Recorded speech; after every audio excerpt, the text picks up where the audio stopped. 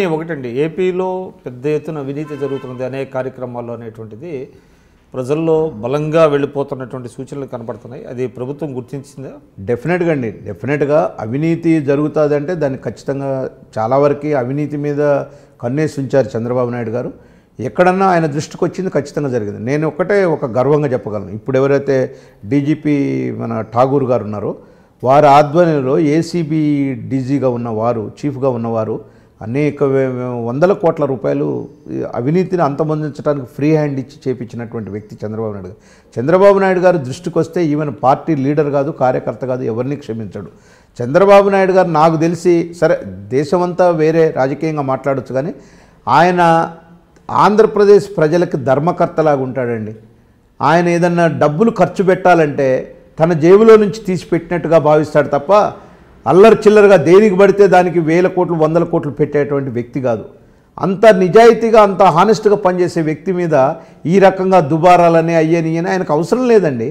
ఆయనకి ఏం అవసరం లేదు అసలు. నాకు తెలిసి ఆయనకు ఒక్కటే ధ్యేయం, ఈ ప్రజలు పేదవాళ్ళని పైకి తీసుకురావాలా, పేరు చిరస్థాయిగా ఉండాలా, తెలుగుదేశం పాలన ఇట్లా ఉంది అనేది ఒకటి రావాలనే ఒక ఆకాంక్ష తప్ప ఆయనకి వేరే ఆలోచన లేదు. అవినీతి ఆరోపణలు కొంతమంది మీద వస్తున్నాయి, వాటి మీద ఎంక్వైరీ జరుగుతుంది. డెఫినెట్గా ఇసుకలో బ్రహ్మాండమైనటువంటి అప్పుడు ఆరోపణలు వస్తే వారే దాన్ని తీసుకొని ఫ్రీ చేశారు, పబ్లిక్కి ఫ్రీగా ఇచ్చేశారు. కాబట్టి కొన్ని నిర్ణయాల్లో చాలా కఠినమైనటువంటి నిర్ణయాలు తీసుకుంటారు. వారి దృష్టికి వస్తే ఎంతటి వారినైనా వదిలిపెట్టే ప్రసక్తే లేదు.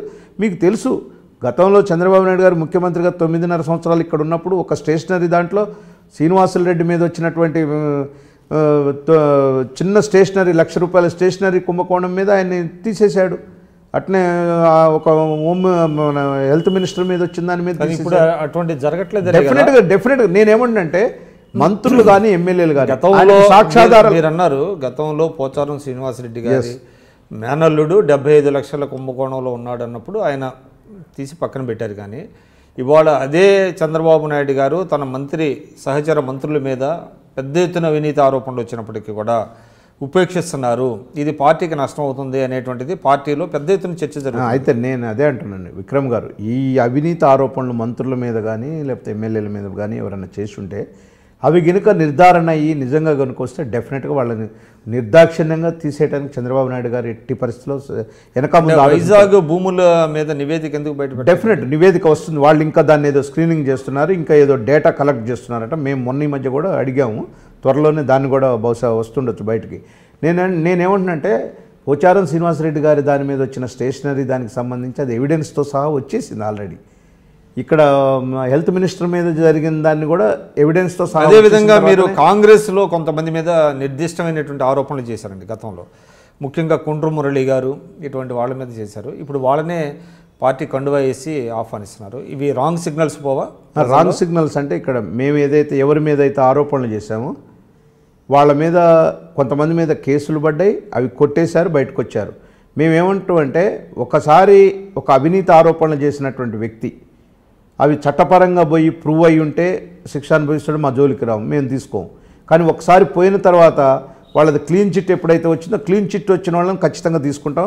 మురళి కూడా కేసు అయింది, కేసులో కోర్టు ఆల్రెడీ రిలీఫ్ ఇచ్చేసింది, కాబట్టి ఇప్పుడు చేర్చుకున్నాం.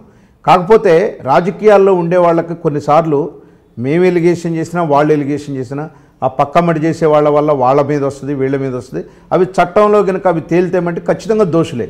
చట్టం రిలాక్సేషన్ ఇస్తే మటుకి సమాజంలో ప్రజలు కూడా రిలాక్సేషన్ ఇస్తారు కదా.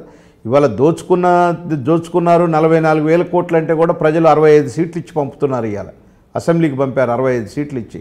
దోచుకున్నారు 44,000 కోట్లు దోచుకున్నారంటే ప్రజలు అంటే. కాబట్టి దోచుకున్నారు తిన్నారు అనేది ఒకసారి ప్రూవ్ అయిన తర్వాత డెఫినెట్గా ప్రజల్లో అది వచ్చేస్తుంది ఆటోమేటిక్గా.